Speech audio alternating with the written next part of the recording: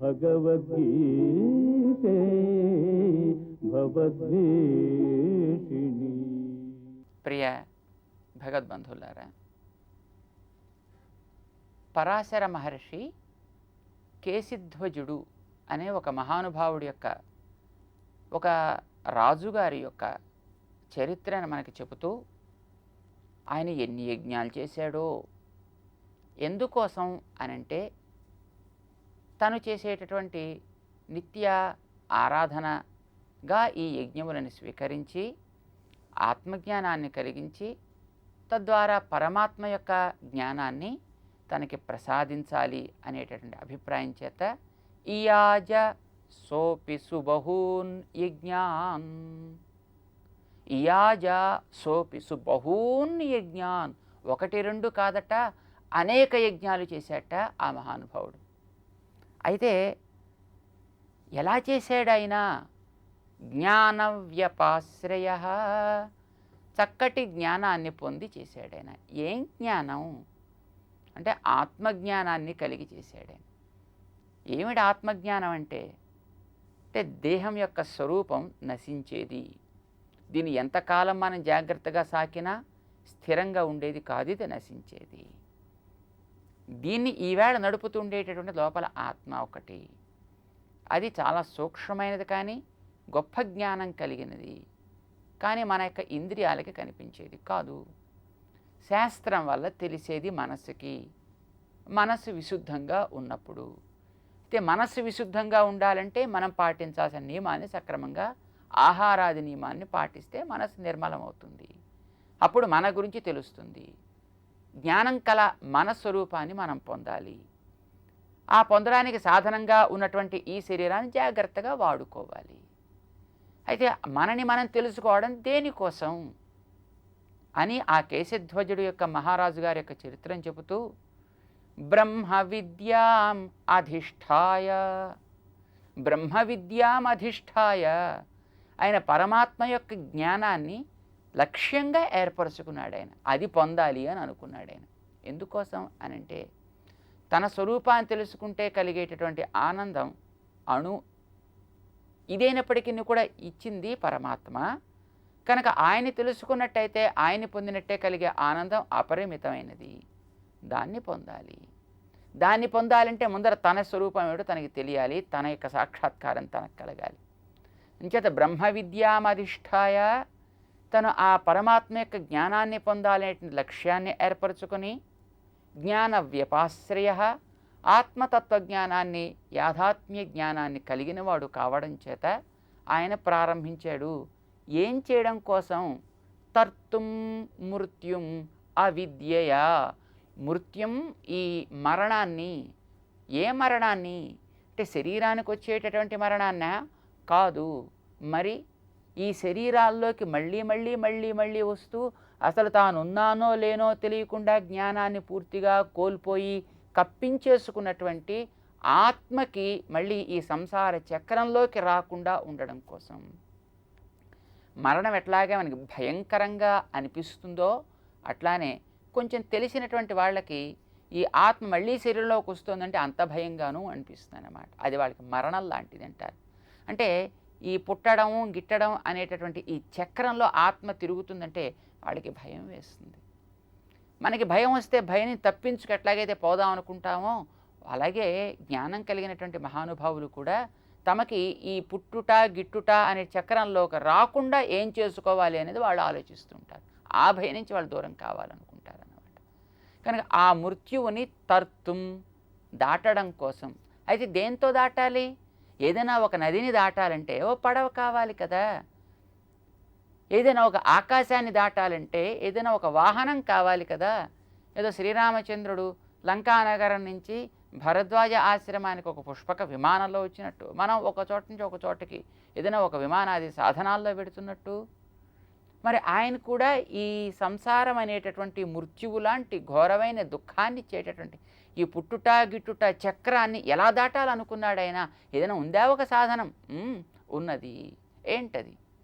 తర్తుం మృత్యుం అవిద్యయా, అవిద్యతో దాటాలి అని అనుకున్నట్ట. సామాన్యంగా అవిద్య అనే పదానికి కాస్త వేదాంతం మాకు కూడా తెలుసును అనుకునేటువంటి చాలామంది ఏదో మాయ కలిగించేటటువంటి ఉన్నది ఉన్నట్టుగా లేనిది లేనట్టుగా చూపించడం మానేసి లేనిది ఉన్నట్టుగా ఉన్నది లేనట్టుగా చూపించేది ఏదో అజ్ఞానము, దాన్ని అవిద్య అని అంటూ ఉంటారు. కానీ ఇక్కడ పరాశర మహర్షి ఆ అవిద్య అని చెప్పటంలే, ఈ అవిద్య మృత్యువును దాటించే ఒక సాధనం ఇది అని దాన్ని ఉపదేశించే, ఒక పడవ లాంటి సాధనం ఇది అని ఉపదేశం చేస్తున్నాడు. దీన్నే మనకి ఈశావాస్యం అనేటువంటి ఒక ఉపనిషత్తు చెప్తుంది. అవిద్యయా మృత్యుం తీర్త్వా విద్యయామృతమశ్నుతే అంటుందన్నమాట. అవిద్య అనేది ఒక సాధనం, ఇది మృత్యువుని దాటడానికి పనికొచ్చే సాధనం. విద్య అనేది ఒక సాధనం, అది అమృతత్వాన్ని పొందడానికి పనికొస్తుంది అని చెబుతుంది. అజ్ఞానం దాటడానికి పనికొచ్చే సాధనమా? అజ్ఞానం మరింత అందులో ముంచెత్తేసేటటువంటిది కదా. కానీ అక్కడ ఉపనిషత్తు మనకి చెప్తుంది అవిద్యయా మృత్యుం తీర్త్వా, అవిద్య చేత సంసారాన్ని దాటచ్చు. విద్యయామృతమశ్నుతే, విద్య చేత అమృతత్వం లభిస్తుంది అని చెబుతోంది. ఏమిటది అని అక్కడ మన పెద్దలు దాని గురించి పెద్ద చర్చ చేశారు, పెద్ద మీమాంస జరిగింది. ఏమిటి తేల్చారంటే దాంట్లో ఆ విద్య అంటే మంచి జ్ఞానం కనుక జ్ఞానం మనకి అమృతత్వాన్ని ఇస్తుంది. మరి మనకి ఈ సంసారాన్ని దాటించేదేది అవిద్య అని అన్నారు అక్కడ. అవిద్య అంటే విద్య కంటే వేరైనదేదో అది అవిద్య, విద్య కానిది అవిద్య. విద్య అంటే మంచి జ్ఞానం, మరి మన దాటించేదేది? ఈ సంసారం దాటాలంటే అదే ఉపనిషత్తు దానిపైన ఉండేటటువంటి 2వ మంత్రంలో ఒక మాట చెప్పింది, కుర్వన్నేవేహ కర్మాణి జిజీవిషేత్స్యతగుం సమాహ.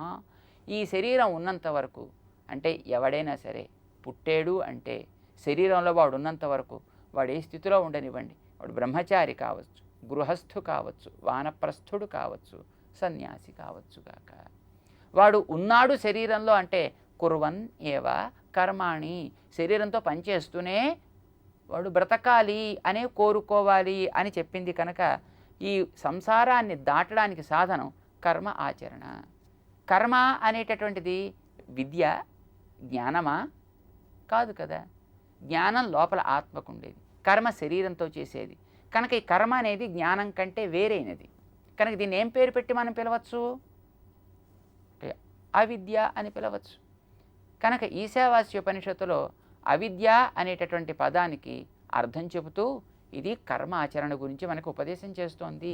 ఎందుకంటే ఆ ఉపనిషత్తు ప్రారంభమే అట్లా ప్రారంభమైంది, ప్రకరణం దాని గురించే సాగుతోంది కనుక సంసారాన్ని నువ్వు దాటాలంటోంది కనుక దాటడానికి వీడు పని చేయడమే సాధనం తప్ప చేతులు ముడుచు కూర్చుంటాను అంటే వీడు దాటడు. ఎప్పుడు కూడా నదిలో పడ్డవాడు ఆవలిగట్టుకు వెళ్ళాలి అంటే ఈదాలి, చేతులు వాడాలి, అది పని చేయడం అంటాం దాన్నే కర్మాచరణ అని అంటాం. అంతేకాని నేనేం చేయను ఏమైనా సరే అని కనుక వాడు కూర్చున్నట్టయితే శుభ్రంగా వాడు మునిగిపోతాడన్నమాట. వాడు ఎంత విశ్వాసం కలిగిన వాడైతే అవుగాక వాడు మునిగిపోయి తీరుతాడు, దాంట్లో ఏం సందేహం అక్కర్లేదు. కనుక పని చేసి తీరాలి అన్నమాట. కనుక అవిద్య అంటే ఇక్కడ కర్మాచరణ చేత కర్మాచరణతో సంసారం దాటాలి, చక్కటి జ్ఞానంతో భగవంతుణ్ణి పొందాలి, పని మానకూడదు అని మనకి చెప్పడం ఆ ఉపనిషత్తు ప్రధాన తాత్పర్యం.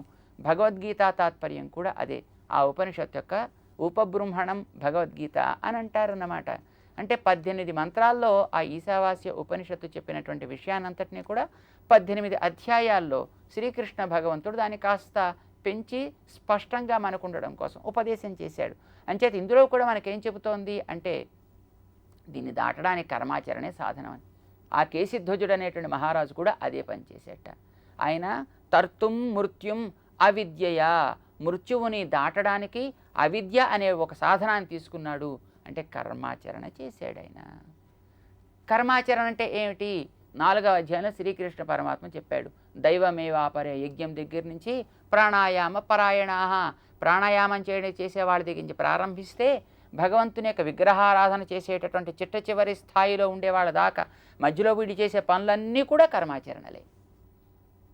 వీటన్నిటిని యజ్ఞముల కింద మార్చాలి.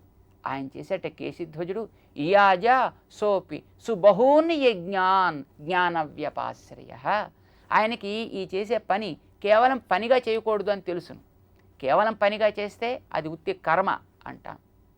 అయితే కర్మ చేయగానే ఒక ఫలితం వస్తుంది, అది వీడిని పట్టుకుంటుంది, ముంచుతుంది. కనుక అది కామ్యకర్మ, ముంచెత్తేది, పాడు చేసేది. పనులు ఫలితాలు కనిపించగానే పుచ్చుకోబుద్ధి అవుతుంది కదండి. డబ్బులు ఊరికే కనిపిస్తున్నాయంటే తీసుకోబుద్ధి అవ్వదు. అక్కడ ఇంత బంగారం పెట్టి అక్కడ ఎవరు లేకుండా ఉంటే కాస్త జేబులు వేసుకుందాం అని అనిపించదు.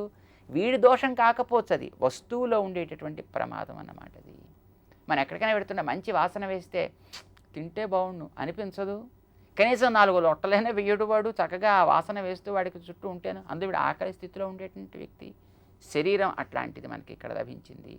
కనుక ఇదేం చేస్తుంది, ఏదైనా ఒక పని చేస్తుంటే అప్పుడు ఇందుకు ఒక లక్ష్యం ఏర్పరచుకోకపోతే చిన్న చిన్న లక్ష్యాలు ఏవి కనిపిస్తే వాటి వైపు అలా లాక్కు వెళ్ళిపోతూ ఉంటుందన్నమాట. ఇప్పుడు చిన్నపిల్లవాడిని 2 3 మనం తీసుకుని పెడుతున్నాం అనుకోండి, అవతల ట్రైన్కి మనకి టైం అయిపోతుంది, ఎక్కాలి. పిల్లల్ని తీసుకుని పెడుతున్నాం, బజార్ క్రాస్ చేయాలి. బజార్లో పెడుతుంటే బోల్డెన్ దుకాణాలు ఉన్నాయి, రకరకాల రంగురంగుల వస్తువులు కనిపిస్తున్నాయి, రంగురంగుల మాటలు వినిపిస్తున్నాయి. పిల్లలకి ఏం తెలుసును కనుక, అమ్మా నాకు ఎదిగో బొమ్మ, అమ్మా నాకు ఇదిగో ఈ వస్తువు, అమ్మా నాకు ఆ పండు అడుగుతూ ఉంటారు. నీకు రైలుని క్యాచ్ చేయాలి అనేటువంటి లక్ష్యం అంటూ ఒకటి ఉంటే వీళ్ళందరూ అంటున్నప్పటికీ కూడా నాన్న ఇప్పుడు కాదు, వాడిని సముదాయించో, బుజ్జగించో, లాలించో, అవసరమైతే కోప్పడో వాళ్ళని గబగబా ఆ స్టేషన్ వైపు లాక్కుని వెళ్ళిపోతాం. ట్రైన్ టైంకి క్యాచ్ చేస్తాం, ఎక్కుతాం. ఏం లక్ష్యం లేదా? ఒక పిల్లవాడు ఈ షాపుకు లాగుతాడు, ఒక పిల్లవాడు ఆ షాపు లాగుతాడు, ఒకటి ఇంకొకటి చోటు లాగుతాడు, అంటే అక్కడే కూర్చుంటాం అంతే. కర్మలేనా అలాగే అన్నమాట. మనకి బ్రహ్మ విద్యామధిష్ఠాయ చెబుతాడు మనకు అక్కడ. అంటే పరమాత్మ జ్ఞానం పొందాలి అనేది లక్ష్యం. అయితే దానికి ముందు సాధించాల్సింది జ్ఞాన వ్యపాశ్రయ, ఆత్మ యాథాత్మిక జ్ఞానం కలగాలి. అది కలగాలంటే తర్తుం మృత్యుం అవిద్యయ, ఈ సంసారాన్ని దాటించేటటువంటి కర్మయోగాన్ని అవలంబించాలి. అయితే ఆ చేసేటప్పుడు ఎట్లా చేయాలి అంటే సుబహూని యజ్ఞాన్, చేసే పనులన్నీ కూడా ఆయన యజ్ఞాలుగా చేశాడు. ఆయనకేమేం బంధకాలు కాలేదు, తరించాడైనా అని పరాశర మహర్షి మనకి శ్రీ విష్ణు పురాణంలో వివరిస్తాడనమాట. దీన్నే మనకి యమధర్మరాజు నచికేతస్సు కూడా ఉపదేశం చేస్తాడు కఠ అనేటటువంటి ఒక ఉపనిషత్తులో. అది కూడా తెలుసుకుంటూ శ్రీకృష్ణుడు ఉపదేశం చేసినటువంటి యజ్ఞాల గురించి మనం తెలుసుకుంటూ ముందుకు సాగుదాం. జై శ్రీమన్నారాయణ.